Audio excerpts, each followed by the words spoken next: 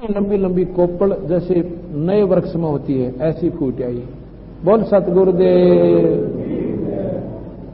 जीवा बाज के ने बोला, दत्ता इधर आइए, इधर आना, बाग कराना। दत्ता जान गया की बात होगी, जाकर देखते हैं। ओए होए, रोयू तो भाई भगवान आ गए। दोनों भाइयों ने एक एक पैर पकड़ दिया और चरणा में पड़कर रोन लागे, फूट फूट के। वे परवरदिगार, आप कहां छुप गए थे? हमने तने सोच लिया था पृथ्वी संत रहित होगी। कबीर साहब ने बोले, जीवा दत्ता ये बात फिर मत कह दियो, मौत है। जिस दिन पृथ्वी संत रहित रह जो हो जाएगी, इसमें आग लग जाएगी। संत की कृपा से, प्रकोप से, संत की रजा से ये बैलेंस बना हुआ है। जिस दिन पृथ्वी पर संत नहीं रहेंगे ना, इसमें आग लग जाएगी, कट कट कर दुनिया मर जाओगी, यहाँ जीव नहीं जी सकता, इतना गंदा स्थान है ये। तो दोनों भाई बैठे हो गए। जो बोले, महाराज जी आप पहले कोई नहीं आया, हम तो गणे दुखी हो गए। जो बोला, अरे आ तो मैं पहले भी जाता, फिर थारा पेटा ना भरो, थारा भरम रह जाता कि और महात्मा तो और रह गई, ये तो बालक सा दिखे सा, मैंने वैसे ही दिखा। ये धोती कुर्ते में ना इसने लाल कपड़े रंग रखे, ना इसने माला पैर रखी, ना इसने कान पड़वा रखे, कहाँ का महात्मा होगा। और ईब तुम्हारे को मैं दिखूंगा और ना दिखे।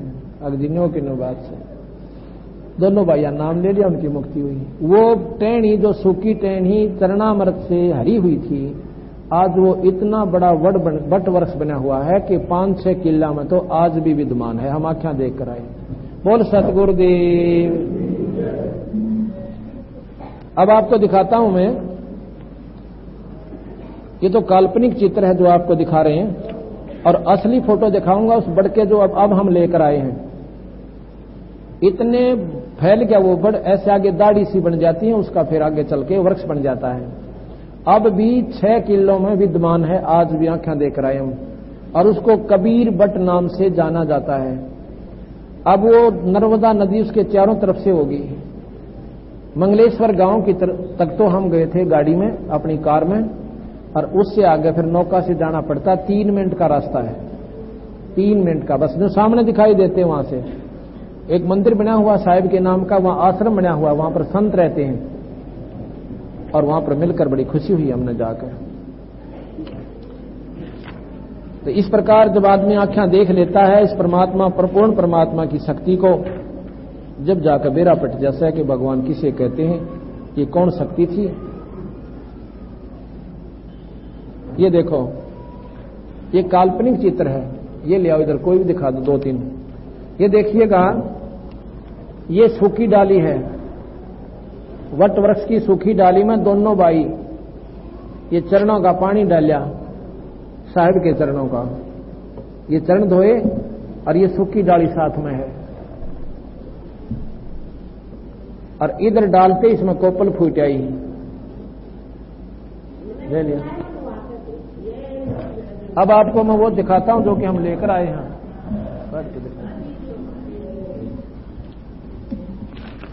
ये हम साथ गए थे, वहां पर सैकड़ों फोटो लेकर आए बंदी छोड़ के।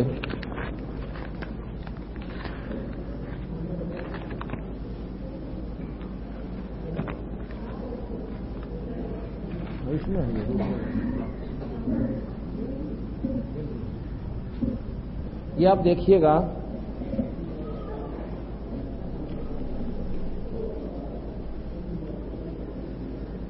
इसमें से छांट लिए मेरे ख्याल से। एक और ढूंढना पाऊंगी, हमारे चित्रों के साथ में लगे हुए, या वो न्यारे पाऊंगे कितना।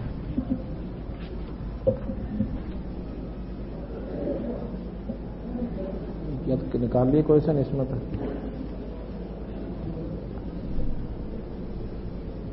लीजिएगा, ये हम साथ गए हैं वहां पे। अरे ये इतना बड़ा बड़ है कि इसकी जड़ एक स्थान पर खड़े हैं, एक पेड़ इतना चौड़ा हो रहा है उसका, एक दाढ़ी जहां पर आई थी, ये यहां से लेके ये कम से कम सैकड़ों जड़ें उसकी और बढ़ेंगी। ये पूरा चौड़ा दिखाना, इसमें पिक्चर सारी आ जाए। इसके बाद ये लेना, योग का इसी स्टेज पर। ये नारे नारे दिखा रहा हूं आपको। मतलब इतने पेड़ बन गए उनके, एक आपस में यूं भी जुड़े हुए ऊपर ऊपर वो, और वो दाढ़ी बनकर लगी हुई है। आप ऊपर से फिर भी जुड़े हुए यूं के यूं डाले डाले, आगे जाके फिर बन गए, फिर फैल गया। ये दूसरे नंबर का, ये तीसरे नंबर का,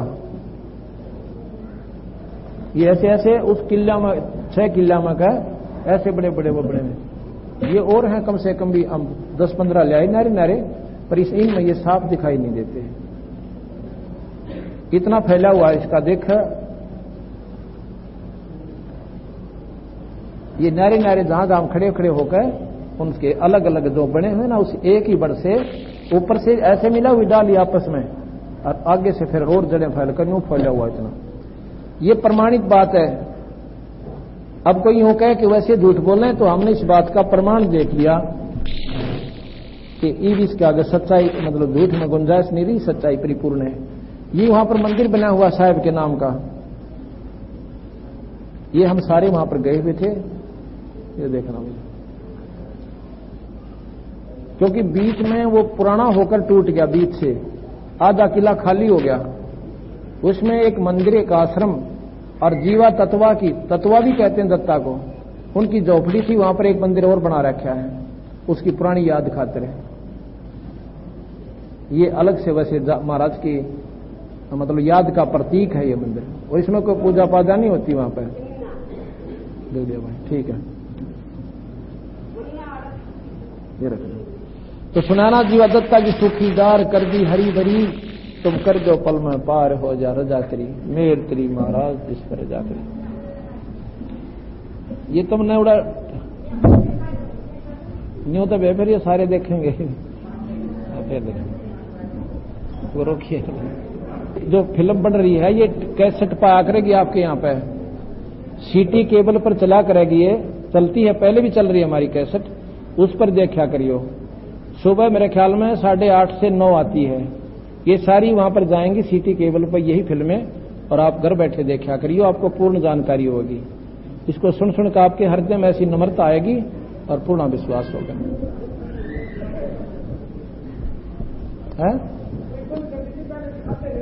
आई फिर उसे प्रार्थना, जैसा कि आपने सुना था, मूर्ख मनवा काल की चिंता क्यों सताती है, सतगुरु अपना है, सतगुरु हरदम साथी। मूर्ख मनवा काल की चिंता क्यों सताती है, सतगुरु अपना है, सतगुरु हरदम साथी। मूर्ख मनवा काल की चिंता क्यों सताती है, सतगुरु अपना है, सतगुरु हरदम साथी। जाबन गऊ काट के डाली, कैसी करी जठाई, कैसे कंदर इस जीवित कर दे, जब मानो तेरी खुदाई।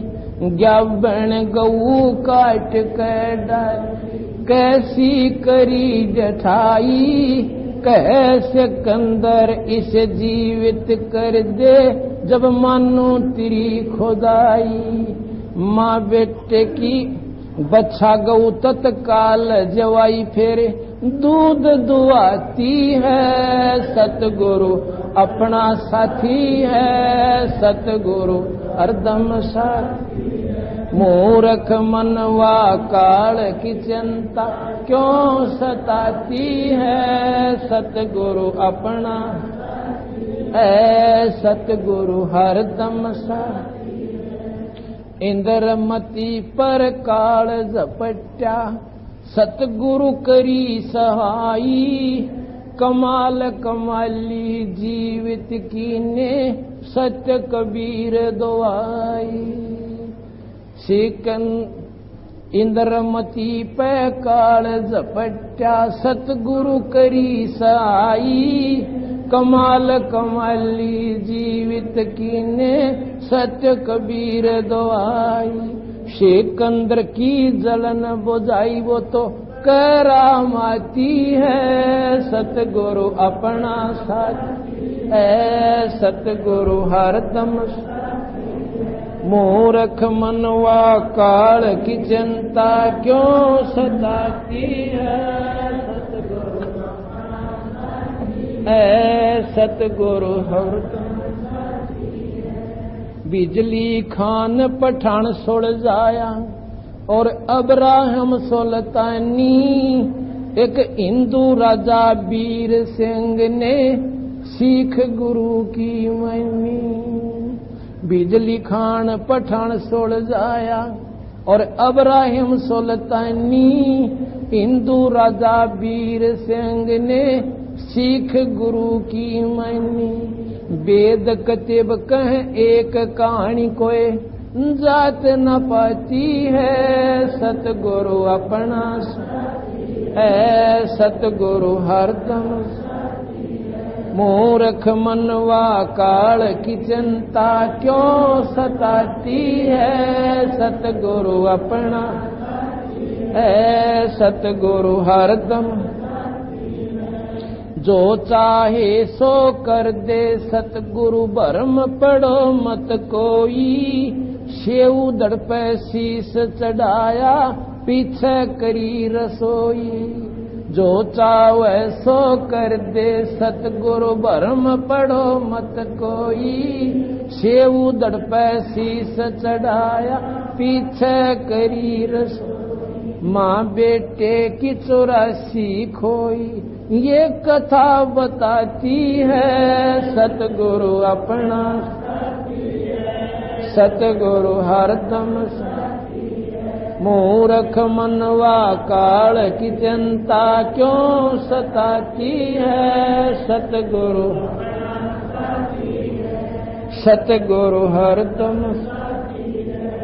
जगन्नाथ का मंदिर बचाया, जल्दी न करी चढ़ाई। साहेब कबीर के तेज के आगे वो फीका पड़ गया भाई। जगन्नाथ का मंदिर बचाया, जल्दी न करी चढ़ाई। साहेब कबीर के तेज के आगे वो फीका पड़ गया भाई।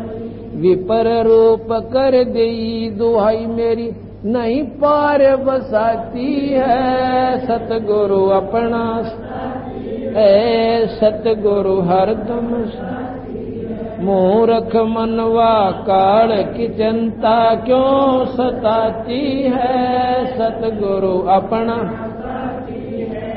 सतगुरु हरदम। जगन राज दरबार में साहेब कबीर ने पग पर डाला पानी। जगन्नाथ के पंडे के पैर की पड़ गई आगे बुझानी। राज दरबार में साहेब कबीर ने पग पर डाला पानी।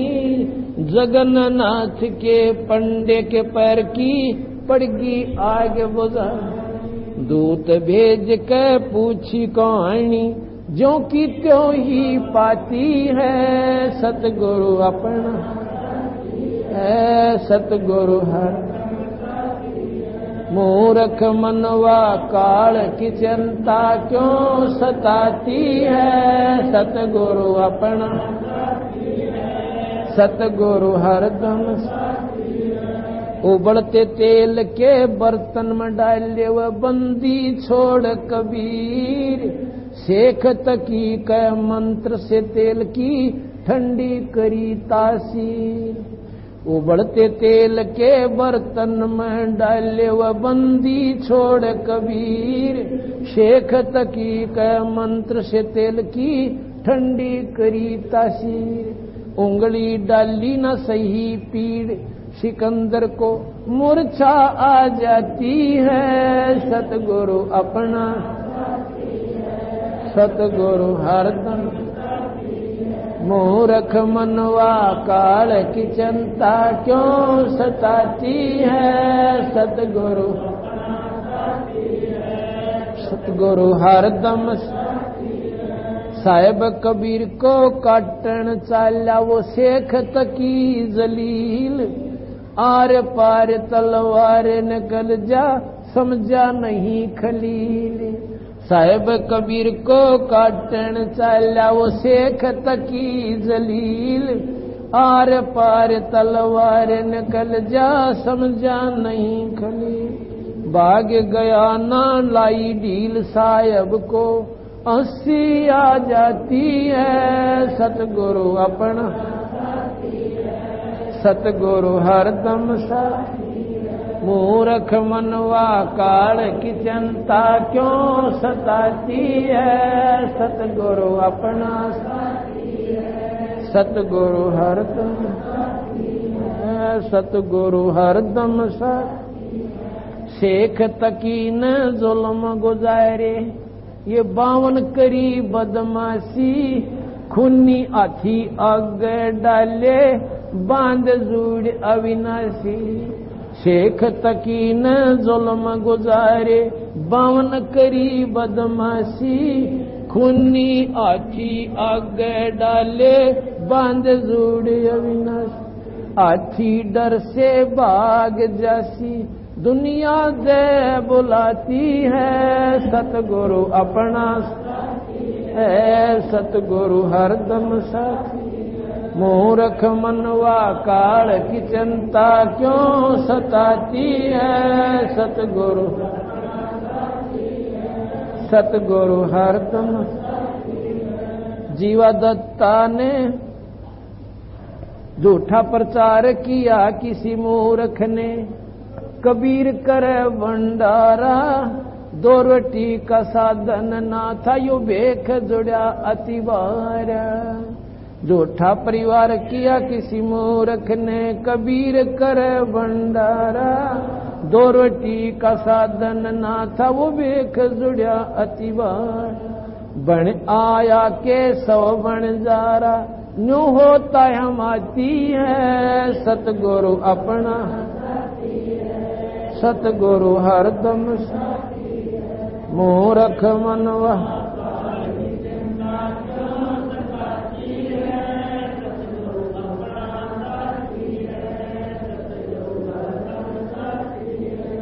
जीवा दत्ता ने सूख के खूंट पे ली परीक्षा वारी। साहेब कबीर के चरण अमृत से हरी हुई वाडारी। जीवा दत्ता ने सूख के खूंट पे ली परीक्षा वारी। साहेब कबीर के चरण अमृत से हरी हुई वाडारी। कबीर बट से जाता पुकारी दुनिया देखण जाती है। सतगुरु अपना है सतगुरु हरदम। मूर्ख मनवा काल की चिंता क्यों सताती है। सतगुरु सतगुरु हरदम। रविदास कबीर हाथी चढ़ चाले संग ले ली गण का माई। गंगो दक्षी सीम भर के मदराजों पीवे भाई। रविदास कबीर हाथी चढ़ चाले संग ले ली गण का माई। गंगो दक्षी सीम भर के मदराजों पीवे भाई।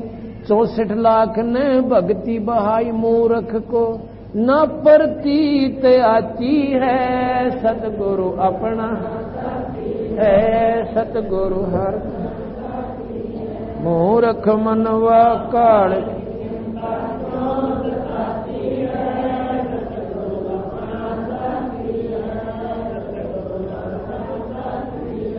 सत्य पुरुष ने छोड़ाणी में बलराम की गऊ चराई। गंगा जी को प्रगट करके रानी मात नवाई। सतपुरुष ने छोड़ाणी में बलराम की गऊ चराई। गंगा जी को प्रगट करके रानी मात नवाई। अद्भुत लीला अजब दिखाई दुनिया न समझ पाती है। सतगुरु अपना है सतगुरु सतगुरु हरदम साथ। नौ योगेश्वर आण फये, कीन्या ज्ञान अखाड़ा, बंदी छोड़ से चर्चा कीनी, ये निर्गुण सरगुण दौर।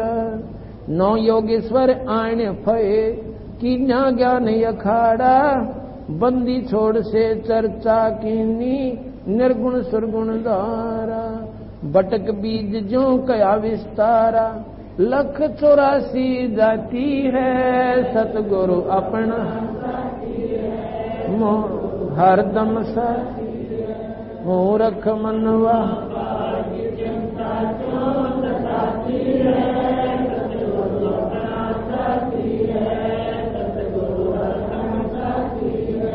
अविनाशी को मारण चाल्या, वो जीता नंबरदारा।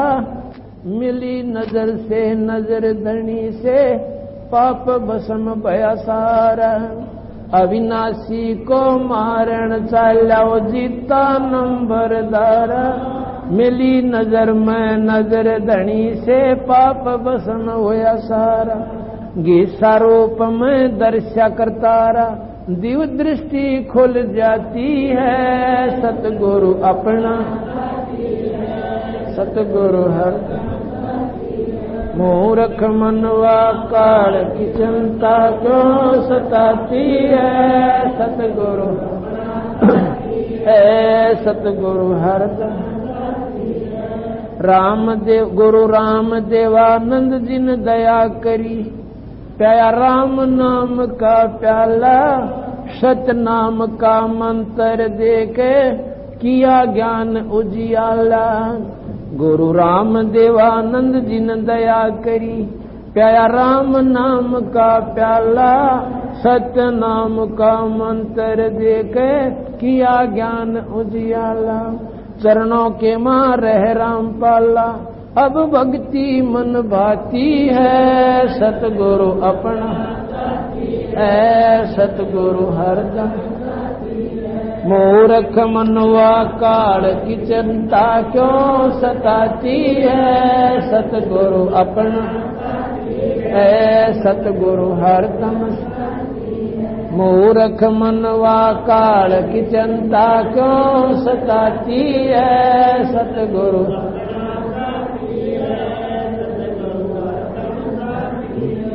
सच्चाई। अब दोपहर के बाद फिर आपको सुनाएंगे, इस शब्द को आगे खोल कर बताएंगे। इसमें बहुत घनी अजब कथाएं हैं उस परम पिता परमात्मा के बारे की। आपको ज्ञान होगा कि ऐसी अनमोल शक्ति अभी तक हमें जान नहीं पाए हम इनको। इसका कारण क्या था कि इनके बारे में किसी ने खोज नहीं करी, और खोज की तो उनकी हिम्मत नहीं हुई कि इसके ऊपर ठोक कर कह दें। हिम्मत जब होती है जब खुद अभ्यास हो जाता है।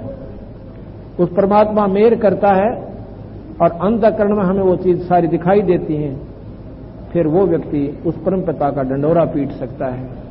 जिसके अंदर संशय रहती है कहीं ऐसा ना हो, ऐसा नहीं कर सकता वो, तो वो आदमी कुछ नहीं कर सकता। भगवान राम और कृष्ण को हमने क्यों भगवान स्वीकार किया? क्योंकि उनकी महिमा, उनकी लीलाएं हमने जरूर से ज्यादा सुन ली, इसलिए वो परमात्मा हमारे हृदय में कति जच गए। और महाराज भी कहते हैं ये भगवान है, कोई बड़ी बात नहीं है कि ना है, पर ये 3 लोक के मालिक हैं और 3 लोक में जन्म मरण नहीं मिटता। ये कति निचोड़ से इस शास्त्र का। और जब तक हमारा जन्म मरण नहीं मिटेगा तो कितनी साधना कर ले हमारी या फेल रहेगी आखिर में। ये सबसे गंदा लोक है, आज हम हैं कल नहीं रहेंगे। हमारा असली स्थान सतलोक है और वहां जाने का नाम सतनाम मंत्र है।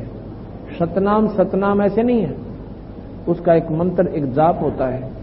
उसके बाद एक सार नाम दिया जाएगा और फिर सार शब्द की उपलब्धि आपको कराई जाएगी। ऐसे नहीं होती, संत साथ बैठ के आपको बताएगा कि ये शब्द है भाई, अंदर बिरना कितने बाजी बाज रहे हैं, उनमें वो परमात्मा का असली शब्द है, वो आपको दिखाया जाएगा। इसलिए इसको सतपुरुष की कमाई बनकर वो प्रकट होगा।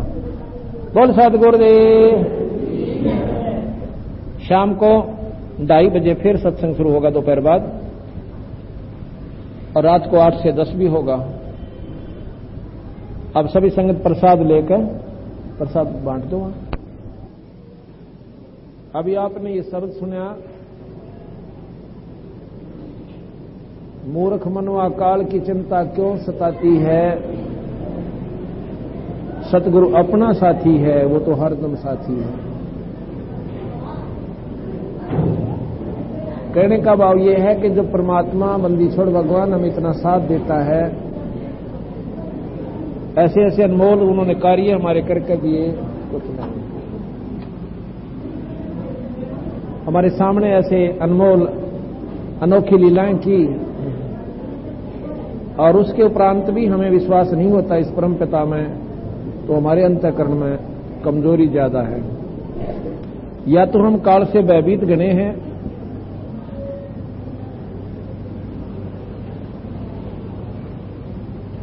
और डर तभी निकलता है जब पूर्ण ज्ञान हो जावे।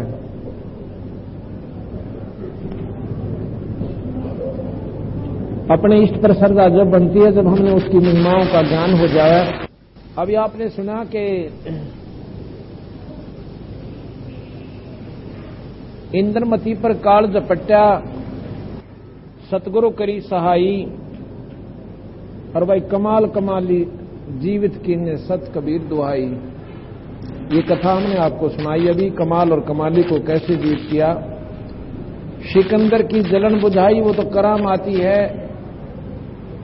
सिकंदर जैसे खूंखार दिल्ली के बादशाह को साहिब कबीर ने अपनी भक्ति शक्ति प्रभाव से और नतमस्तक कर दिया, सब भक्ति के ऊपर लगा दिया।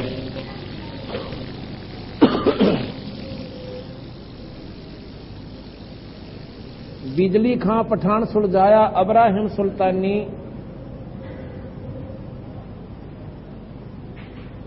बिजली खां पठान कैसे सुलझाया। एक समय की बात है कि मगहर रियासत में सूखा पड़ गया, अकाल, और बिजली खां पठान वहां का नवाब थे। कोई भी फसल नहीं हुई, पशु भी जो है पानी के अभाव से मरने लग गए। राजा लोग भी जब प्राकृतिक आपत्तियां आती हैं तो परमात्मा का आसरा ही तकते हैं। उन्होंने अपने जंतर मंतर जितने भी उनके मुसलमान विधि से किए गए थे वो सारे करवा लिए, लेकिन कोई लाभ नहीं हुआ। हिंदू पद्धति से भी कई महापुरुषों को बुलाया, उन्होंने अपने धर्म पुण्य जितने भी वो किया करते थे वो सारे करवा दिए, परंतु बारिश ना हुई। किसी ने बता दिया कि काशी के अंदर एक बहुत बड़ी परम शक्ति से युक्त कबीर नाम के एक महापुरुष रहते हैं।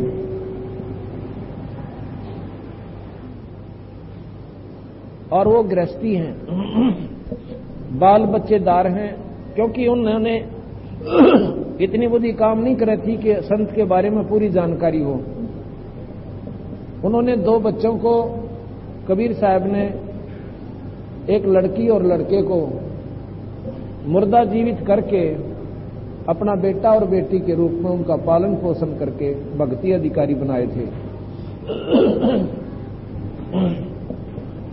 और अपने माता पिता जो वृद्ध हो गए थे, निरोनी मां, उनका भी वो पालन पोषण समझो, उनका सहारा थे।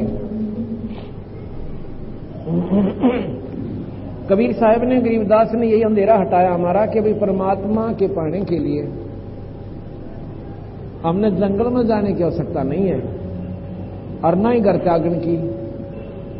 परमात्मा एक नाम के जाप से आप घर में रहते हुए भी एक सच्ची लौ लाके ईश्वर की प्राप्ति कर सकते हो। बिजली खां पठान ने, अब जब पता चला कि ऐसे महापुरुष, और हमने उनका ज्ञान भी नहीं हुआ, उन्होंने अपना दूत भेज के एक सेवक भेजा मंत्री समेत वो जाकर के काशी में वीर सिंह बघेला जो कि कबीर साहब के शिष्य थे, उस राजा से मिले। राजा से प्रार्थना करी कि ऐसे ऐसे हमारे देश में सूखा पड़ गया है और बिजली खां पठान नवाब ने हमारे से आपसे प्रार्थना की है कि आपके राज्य में एक महापुरुष रहते हैं कबीर नाम के, अगर वो मेहर करें हमारे ऊपर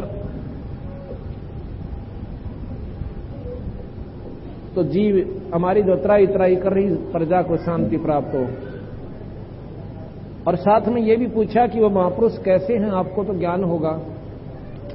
बिजली खां कहने लगा, भाई बात सुनो मंत्री जी कि ये परमात्मा ही समझो इनको, दूसरे शब्दों में, क्योंकि हम परमात्मा की परिभाषा जैसे मुसलमान लोग निराकार समझते हैं, लेकिन ईश्वर आकार में भी आ सकता है और निराकार भी रह सकता है, उसकी दोनों शक्तियां हैं। और ये स्वयं परमात्मा आए हैं, सत्पुरुष अनंत कोटि ब्रह्मांड के भगवान हैं, पर भाई इनकी इस वेशभूषा में इसमें कौन भगवान माने। आधी दफा तो वह कुर्ता धोती बांधा करते जब काम करते थे,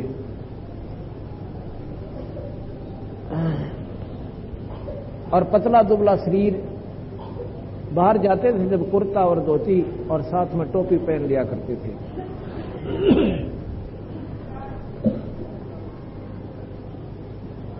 तो वो कहने लगे, जी हम इनको लेने के लिए आए हैं, राजा ने बुलाया है। वीर सिंह ने बोला, जी बात सुनो, वैसे तो मैं आपको मिलवा देता हूं महापुरुषों से, बंदी छोड़ से, पर भाई संत ने ऐसे नहीं बुलाया करते। स्वयं बिजली खां पठान आवे और इनको आदर समेत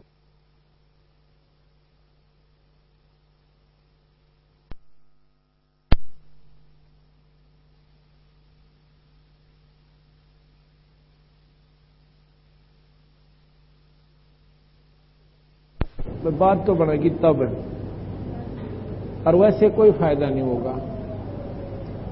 मंत्री और वो दोनों सेवक वापस आ जाते हैं।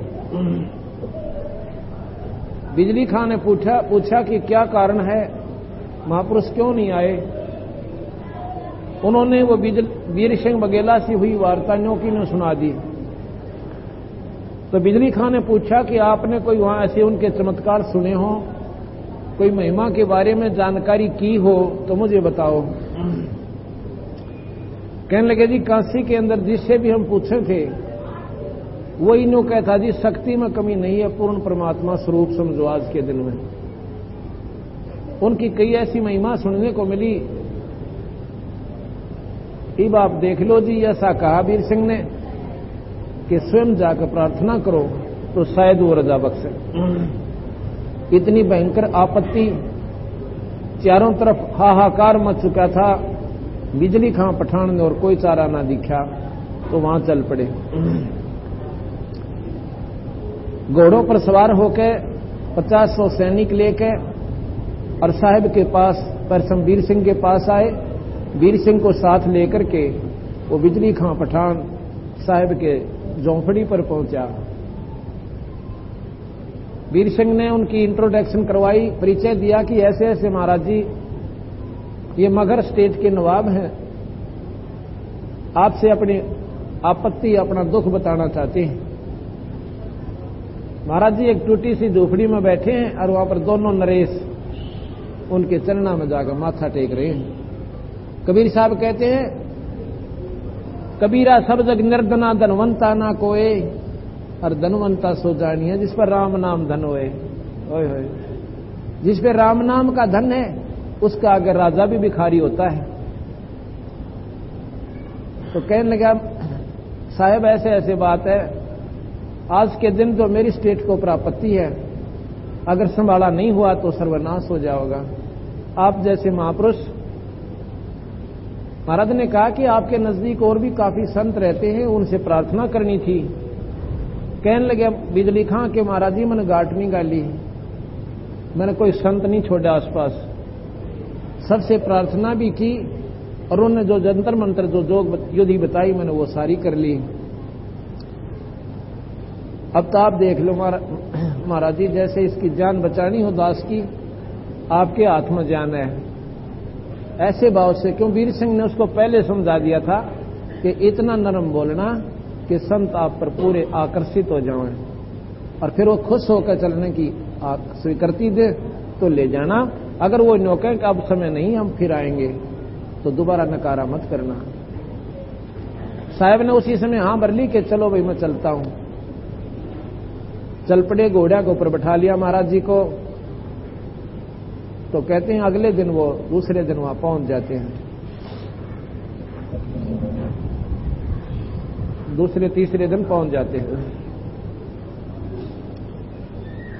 इतने में कहते हैं वहां पर गोरखपुर पड़ता है, हम खुद देखकर आए हैं। वहां पर मगर से 25 किलोमीटर की दूरी पे गोरखपुर जिला है यूपी में, और गोरखपुर गोरखनाथ की सिद्धियों के कारण प्रसिद्ध होकर के उसके नाम पर गोरखपुर पड़ा था। वहां पर गोरखनाथ जी का बहुत बड़ा एक स्थान बना हुआ है। गोरखनाथ जी ने सोचा कि तेरे क्षेत्र में और दूसरा कोई संत आकर अपनी प्रभुता दिखावे तो मेरी इज्जत कतई नहीं रहेगी। गोरखनाथ जी ने क्या किया कि मगर से 1 किलोमीटर 1.5 किलोमीटर की दूरी पर उसमें जंगल आम होते थे। एक बनी में जंगल में आकर अपना डेरा ला लिया, एक सूखे तालाब के ऊपर है, क्यों बारिश वहां हो ही नहीं रही थी।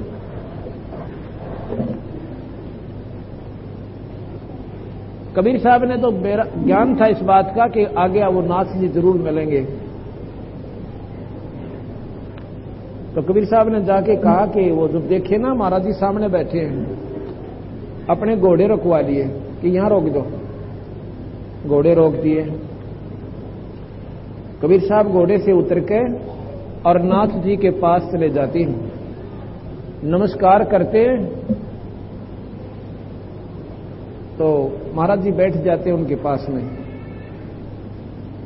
तो कहते हैं रे बिजली खा अखा महाराज जी, अरे इतने महापुरुष आपके यहां पर पहले विद्यमान है, नाथ जी ये बैठे हैं, इनसे प्रार्थना करो। उनको ये नहीं बताया गोरखनाथ है कि नाथ जी आए हैं, इनसे प्रार्थना करो, ये जो चाहे सो कर दे।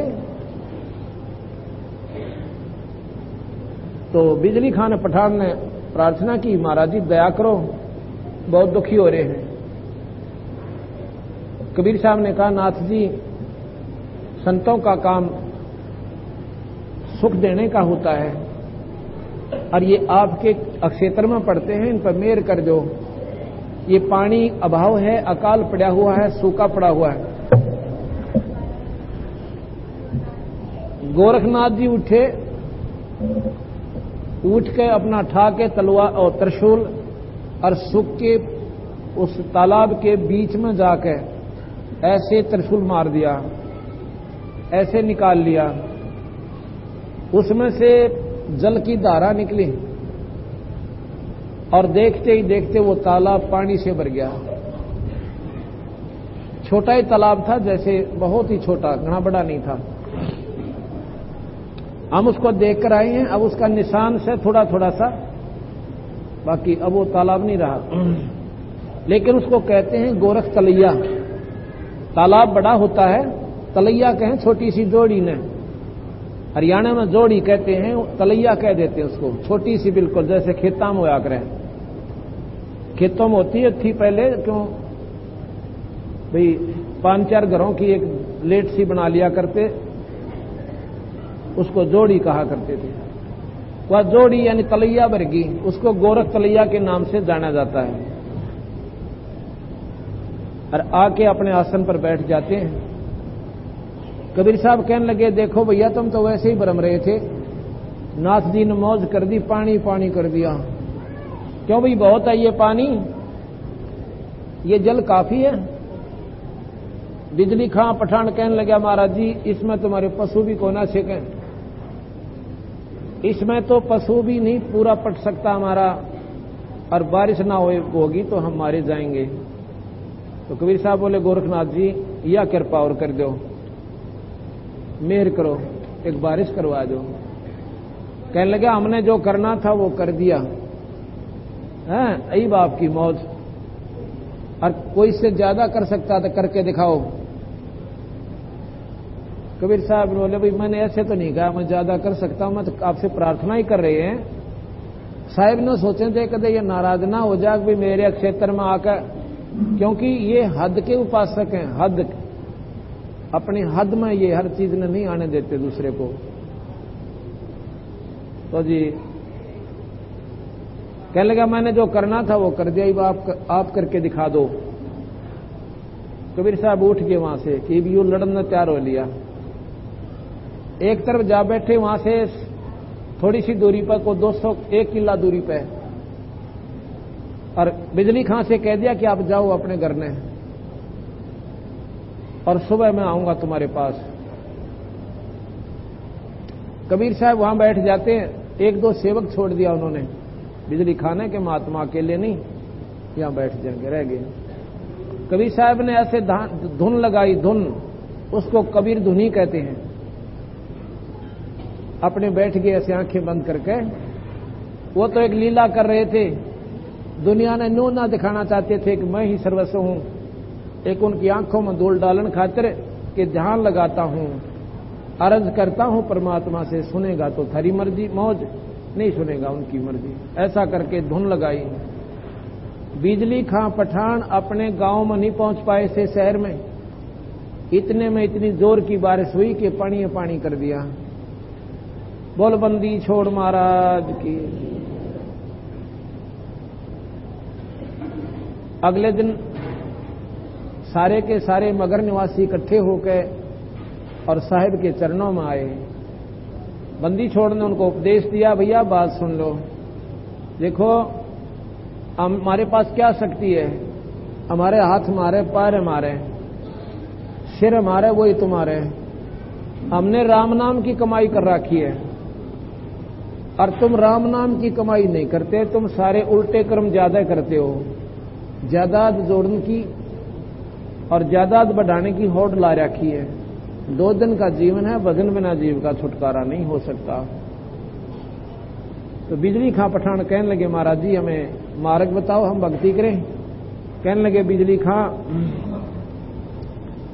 ये जो साधना तुम करते हो ना रोजे, और ये नमाज पढ़ना, ये बकरीद मनाना, ये हानिकारक है, आपको मुक्ति का साधक नहीं है। इसमें नाम जाप करो, हम विधि बताएंगे, आपकी मुक्ति हो जाओगी। कहने लगे जी नाम दे दो। वो कहते हैं देखो जी मैं तो नहीं करूंगा किसी भी प्रकार की, लेकिन और को मैं किसी को कुछ नहीं कह सकता, क्योंकि ये ऐसे ही लोग हैं, ये अपने धर्म को नहीं छोड़ सकते। कितना समझाओ इनको, ये तो एक लकीर के फकीर हो लिए। बाकी मैं ना मांस खाऊंगा, ना कोई ईद बकरीद मनाऊंगा, और आप जो भक्ति दोगे मुझे मार्ग में वही नाम जपा करूंगा। बस बिजली खां पठान ने नाम ले लिया। उसके साथ साथ ऐसे चमत्कार ने देख के वहां पर हजारों लोगों ने, व्यक्तियों ने, बहन और भाइयों ने बंदी छोड़ कबीर साहब से नाम ले लिया। इस प्रकार वो बिजली खां पठान को कबीर साहब ने अपने चरणों में लाया और उसकी सद्बुद्धि उसको दी।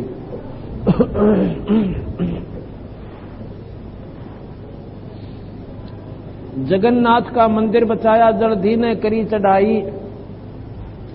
जगन्नाथ का मंदिर बचाया, ये बात ध्यान से सुन जोगी है। जल्दी ने करी चढ़ाई और साहेब कबीर के तेज के आगे फीका पड़ गया भाई। विपर रूप धर देई दुहाई, मेरी नहीं पार बसाती है। जगन्नाथ के मंदिर के बारे में हमें पहले भी सुना हुआ था, जब से हम इस मार्ग में नहीं लगे थे।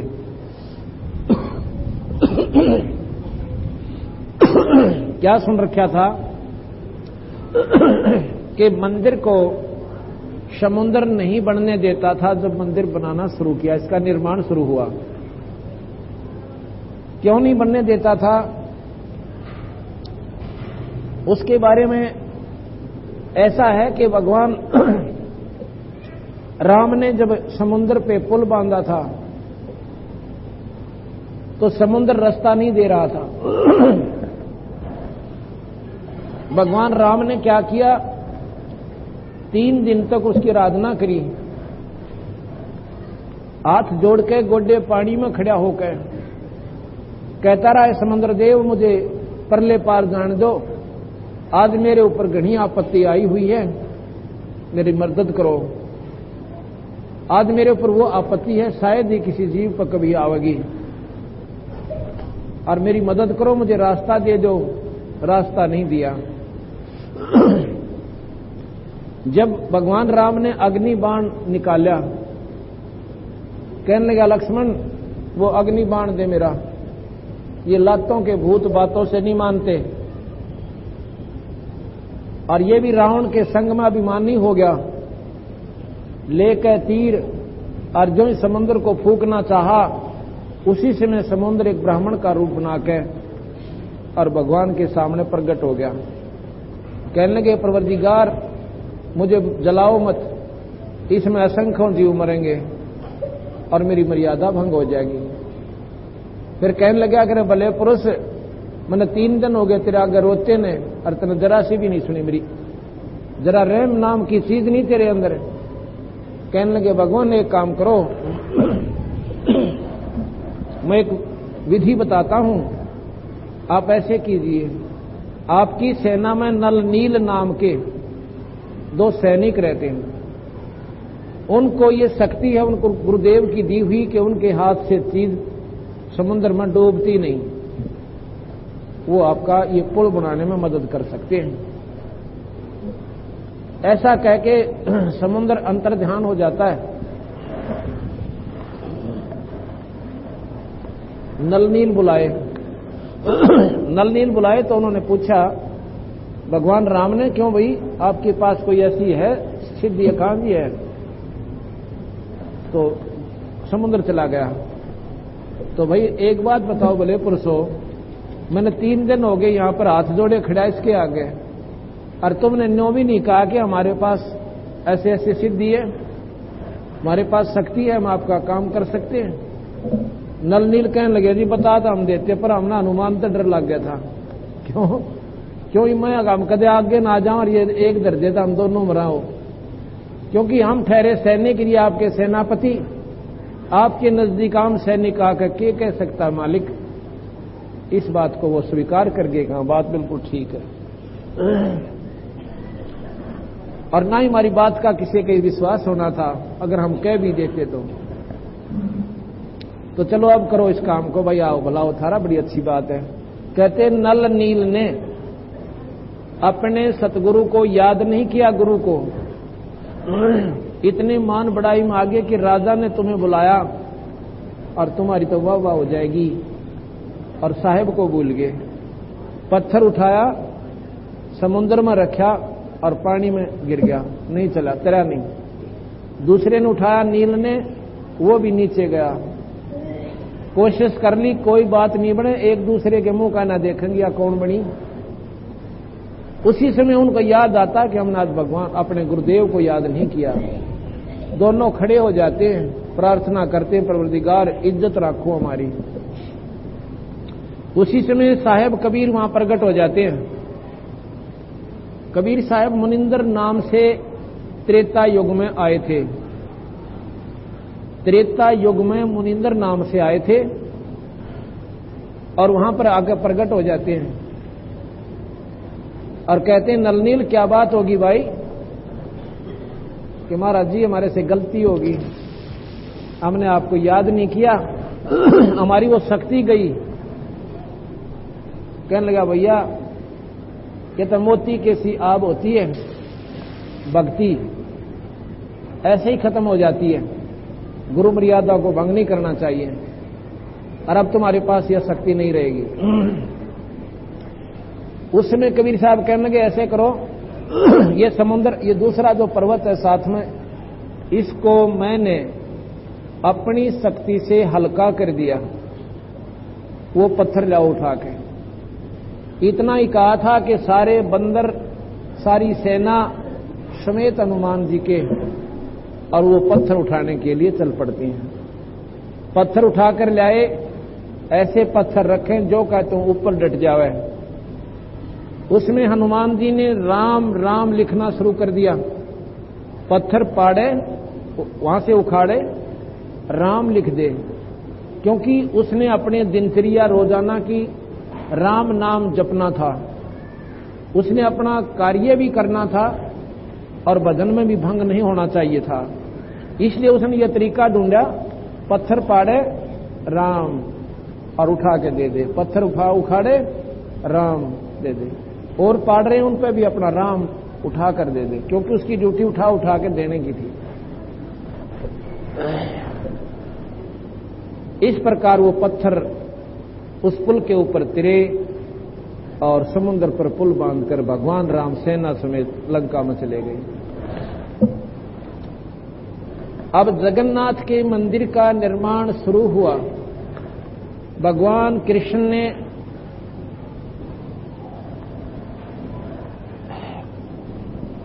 एक राजा था इंद्रदमन, उड़ीसा का राजा दमन, इंद्रदमन नाम का एक राजा था। वो भगवान विष्णु का तगड़ा उपासक था। भाई सपने में दर्शन दिए, कहने लगे राजा मेरा एक मंदिर बनवाओ और जगन्नाथ नाम रखना उसका। जगन्नाथ के नाम से ये मंदिर प्रसिद्ध होगा और बहुत से भक्तजन वहां जाकर अपना भजन कीर्तन किया करेंगे। राजा ने सवेरे सवेरे सारी अपने सेनापतियों को बुलाया, साथ में खजांची को बुलाया कि कल ही मंदिर का निर्माण शुरू करवा दो, मिस्त्री बुलाओ। कारीगर बुलाए गए, मंदिर का निर्माण शुरू हो गया। महीने 2 महीने में वो मंदिर बिल्कुल तैयार करके और अपना सुचारू रूप पर कर दिया। इतने में कहते हैं वो समुद्र इतना जोर से उठ कर आया कि उस मंदिर को, जगन्नाथ के मंदिर को कति साफ कर दिया, मतलब नींव तक भी खोदी उसकी। जब वो समुद्र शांत हो लिया 2-4 महीने के बाद उसने फिर निर्माण कार्य शुरू किया। जब भी मंदिर तैयार हो जावे समुद्र उसको जड़ से उखाड़ देवे। इस प्रकार 4-5 बार राजा ने कोशिश की और समुद्र ने 4-5 बार उसको खत्म कर दिया। आखिर में राजा ने सोच लिया कि यहां पर मंदिर बनाना कति कठिन काम है, अपने थक कर बैठ जाता है। उधर से कबीर साहब को याद आई अपनी वही निरंजन से किया हुआ वायदा। जब कबीर साहब निरंजन के पास आए थे तो उन्होंने कहा था, एक वचनबद्ध हो करवाए थे बंदी छोड़ को कि महाराज जी आप जगन्नाथ के मंदिर को बनवाना। कबीर साहब ने राजा इंद्रदमन को जाके कहा कि हे राजन, ये मंदिर मैं बनवा सकता हूं अगर आप बनवाना चाहते हो तो। राजा कहने लगा भैया, क्योंकि महाराज जी तो ऐसे अपने सादे देश में रहते थे, कहने लगे भैया आपके बस का ना है वो। मैंने तो इतना जतन से 3-4-5-6 बार इसको बनवा लिया, समुद्र बनने नहीं देता, वहां पर वो स्थान ठीक नहीं है। कबीर साहब कहने लगे भाई बात सुन ले, अगर आपने ये मंदिर बनवाना हो मैं बनवा सकता हूं, समंदर कुछ नहीं कहेगा आपको, ना इस मंदिर को कुछ कहेगा, पर यदि आपने बनवाना हो तो मैं वहां मिलूंगा। वो स्थान बता दिया अपना। लेकिन राजा ने पूरा ऐसा भय बैठ गया था कि ये मंदिर बने नहीं सकता। सपने में भगवान कृष्ण ने फिर उनको दर्शन दिए कि राजा, जो आज ये महापुरुष तेरे पास आया था, इसकी शक्ति का पैमाना नहीं बढ़ा है, ये मेजरमेंट टेबल नहीं है, इतनी प्रबल शक्ति का हंस है, ये पूर्ण परमात्मा सत्पुरुष है। और जाके इसके चरणों में हाथ जोड़ के प्रार्थना कर ले और ये मंदिर बनवा देगा भाई। अब जब सवेरे वो उठा तो उसने देखा क्या, तो भगवान ने दर्शन दिए और इस महापुरुष के बारे में यह जानकारी दी। तो राजा ने वो स्थान जहां पर कबीर साहब ने बताया था वहां पहुंच गए तो चरणों में मत्था टेका। कहने लगे महाराज जी मैंने आपको पहचाना कोई ना, मैं तो नीच आत्मा हूं, अक्षमा करियो। कबीर साहब ने बोले भाई ये बिना ज्ञान का ही सारा जो है ढमढमा बिगड़ा पड़ा है। तुम आत्मा किसने मानो हो जिसने लाल तक कपड़े कर रखे हो और ऊपर जटा बढ़ा रखी हो, कान पड़वा रखी हो, या कति मूंड मुंडवा रखा हो और तिलक कई ला रखे हो। भाई चलो ठीक है, जो भक्ति करते हैं उस वेशभूषा में भी परमात्मा अगर सत नाम का जाप करते हैं, सच्चे नाम का, और अपने राग द्वेष रहित रहते हैं तो परमात्मा पाया जा सके। लेकिन वो साधन, वो जो वेशभूषा परमात्मा के पाने में सहयोगी नहीं है। कानों के पड़वाने से और जटा के रखवाने से या मूंड मंडवाने से या नी वस्त्र घूमणते राख लपेटन ते धूना पर गात फूकण ते परमात्मा मिले तो इस आसान प्राप्ति का कुछ भी कौन है। पर भाई या अंधेरा इतना हो लिया, अटाए तो भी ना अटता। जो बोला जी मैं शुरू करवा दूं, अब बेशक करवा दे भाई। जो बोला जी मुहूर्त करवा लूं, अब बिना मुहूर्त के चालन देव कहे, मुहूर्त तो पहला करवाया न करता। कबीर साहब कहते हैं कि वशिष्ठ मुनि से तत्वेता ज्ञानी और शोध के लगन धरे और सीता हरण मरण दशरथ का वो बण बण राम फिरे। यानी भगवान वशिष्ठ जैसे कोई भी आगे और पीछे की ग्रह नक्षत्रों को देखने वाला नहीं है, इसके बराबर है। उन्होंने रामचंद्र का ब्याह जब सीता से करवाया, धनुष तोड़ने के बाद फेरे करवाए, 2-3 दिन लेट करवाए थे कि ये घड़ी शुभ नहीं है। और उस नक्षत्र सारे सोच के और बच्चे सदा सुखी रहेंगे आशीर्वाद दिया था। कहते सीता हरण मरण दशरथ का फिर बण बण राम फिरे। वो मूर्त ने के डालड़ा जी उसके, तो बिना मूर्त दर्दे रीट चल ले बंदी छोड़गा नाम। वो मंदिर जब कति तैयार हो गया और कबीर साहब ने कहते हैं अपना एक चबूतरा बनवा लिया उस समुद्र की तरफ, जिस तरह से समुद्र वहां आ रहा था, उस चबूतरे पर बैठ के बंदी छोड़ के बोले। उधर से समुद्र पूरे बेग के साथ इतना ऊंचा उठ जाता है, सैकड़ों फुट की ऊंचाई पे। और ज्यों ही आगे को बढ़ने लगा, कबीर साहब ने ऐसे अपना हाथ कर दिया, वो समुद्र जितना ऊंचा उठा हुआ था न्यों का न्यों पानी जैसे पर्वत की तरियां खड़ा हो गया, आगे नहीं सरका। जब समुद्र की नहीं कोई चारा चला, हाथ जोड़ के कबीर साहब के आगे विपर रूप बनाकर आ गया, ब्राह्मण का रूप बनाकर। न्यों बोले स्वामी जी मुझे आगे जाने दो। आगे कहां जाएगा कि मंदिर ने डाऊंगा। कबीर साहब बोले रे भले पुरुष, मंदिर ने डाया करें बनाया करें, या तेरे तो किसने सिखा दी कि मंदिर डाऊंगा? नहीं, मंदिर नहीं डाया करते। अगना जी मैं डाऊंगा। क्यों डाओगा भाई? कि जब ये रामचंद्र रूप में विष्णु आया था, इसने मेरे साथ जबरदस्ती करके अर्रा पूछा था, अब मैं इसका मंदिर यहां बन नहीं दूं। कबीर साहब ने बोले भाई जिद नहीं लाया करते, कोई बात हुई या? जब विष्णु कहे तो उसको परमात्मा 3 लोक का और उसके लिए सिर फुड़वा है, कोई बात हुई? अगना जी कति नहीं बनन दूं। ले इतना दिमाग हमारे अंदर। ने बोला भाई तू आगे नहीं जा सकता, और हिम्मत है तो जा, फिर तोड़ दे मंदिर में। अगर मेरी नहीं पार बसाती तभी तो आपके साथ आगे विनय कर रहा हूं, अगर नहीं ये नहीं हो सकता, वापस हो जाए यहां से। ने बोला जी फिर मुझे बदला दिवाओ इसका, मैं क्या करूं, वैसे तो मैं नहीं मानूं। कबीर साहब कहने लगे उसकी द्वारका ने डबोले, कृष्ण की द्वारका को डबोले। कबीर साहब कहते हैं क्योंकि द्वारका उसमें खाली थी, कोई नहीं था उसमें, क्योंकि 56 करोड़ यादव थे, वह दुर्वासा के श्राप से जड़ आपस में कटकर मर गए थे। और द्वारका कति खाली पड़ी थी, उज्जड़ हो गई थी।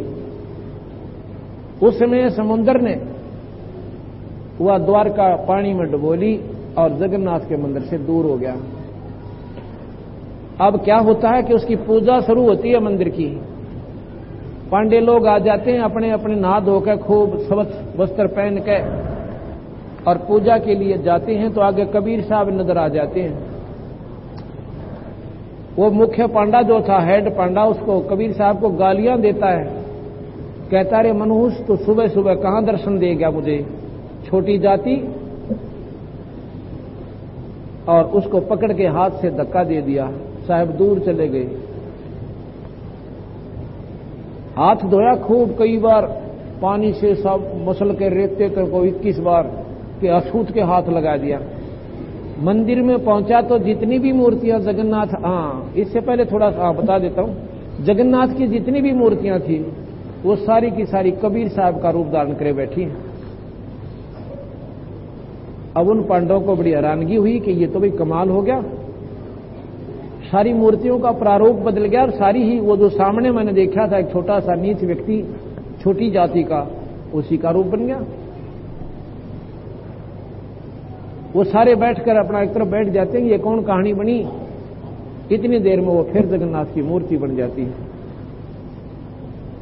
पूजा होगी सारी, फिर उन्होंने धोई, वो सारी मूर्तियों को 20-20 बार, 21-21 बार मांजा, उनका धुआ जब जाकर के कि अछूत का रूप हो गया था। पूजा शुरू होगी, पूजा पूर्ण होगी। उस पांडे का कोड लाग गया, जिसने बंदी छोड़ के साथ बदतमीजी करी थी, दुर्व्यवहार किया था, उस पांडे का कोड लग गया। और कोड ऐसा होता है कि अंग कटने शुरू हो जाते हैं, उनमें चीस मारती है, माखी भिड़भिड़ाती हैं। एक हफ्ते के बाद सारे शरीर पर पीप चल पड़ी, सारे अपने वैद गाई कर ली, अपने जंतर मंत्र कर लिए, भगवान विष्णु रट लिया, शिव जी रट लिया, सारे कर लिए, कोई लाभ नहीं हुआ। सपने में भगवान कृष्ण ने फिर दर्शन दिए कि पांडे उस परमात्मा के चरण धोकर पी ले, उस महापुरुष के, जब भाई तुम्हारा रोग कोड ठीक होगा, मेरे बस का कौन है। अब मरता के ना करता, ये छुआ छाता इतना है जितना काम चल रहा है। हिंदू बीमार हो जाए, कोई न कह दे मुसलमान जाड़ा लावे, उड़े लुआ लावेंगे। और मुसलमान का तकलीफ हो जाए, कोई कह दे हिंदू ऐसे ऐसे आपको आशीर्वाद देते ठीक हो, वहीं आ जाएगा और ठीक हो पाछा दोनों नहरे नहरे। क्यों इतना काम चल रहा है? तो परमात्मा के घर में कोई जात नहीं, कोई पात नहीं, कोई मजहब नहीं, कोई धर्म नहीं, हमारी एक जात है, मानव जाति हमारी।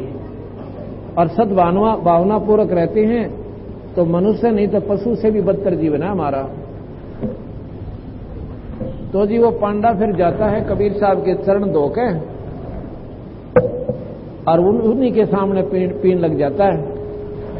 जाके कहता महाराज जी कृपा करो पापी पे, दया करो पापी पे, मेरे से गलती होगी। कहने लगा भाई मैंने क्या कह दिया? महाराज जी मेरे से गलती होगी, मैंने आपसे दुर्व्यवहार किया। कोई बात ना भाई, मैंने तो आपसे कुछ नहीं कहा। अब जी मेरे देखियो क्या हाल हो गया, सारा जोना कोड लगा हुआ है, अब क्षमा करो महाराज जी। ये महाराज जी आपके चरण दूंगा। क्या करेगा भाई चरणों का? ना महाराज जी चरण दूंगा। अरे मैं नीच जाति का हूं, आंखों में पानी आ गया महाराज जी, नो ना कहो, मेरे से तो गलती हो गई थी, अज्ञानी जीव सु मैं के जानू आपकी शक्ति ने। पैर धोए, कुछ जल वहीं पर पी लिया और कुछ जल को 21 दिन तक नहाने के पानी में चरणामृत को डाल डालकर वो स्नान किया। वो कति स्वस्थ हो गया, कोई कोड नहीं रहा। बोल सतगुरुदेव। कबीर साहब कहने लगे पांडे एक बात सुन लो, इस मंदिर में अगर किसी ने छुआछात की है आने वाले समय में भी उसकी यह दुर्गति हो जाएगी। उसके बाद जगन्नाथ का एकमात्र मंदिर है हिंदुस्तान का जिसमें कभी से किसी भी जाति वाले को जाने से मना नहीं किया जाता।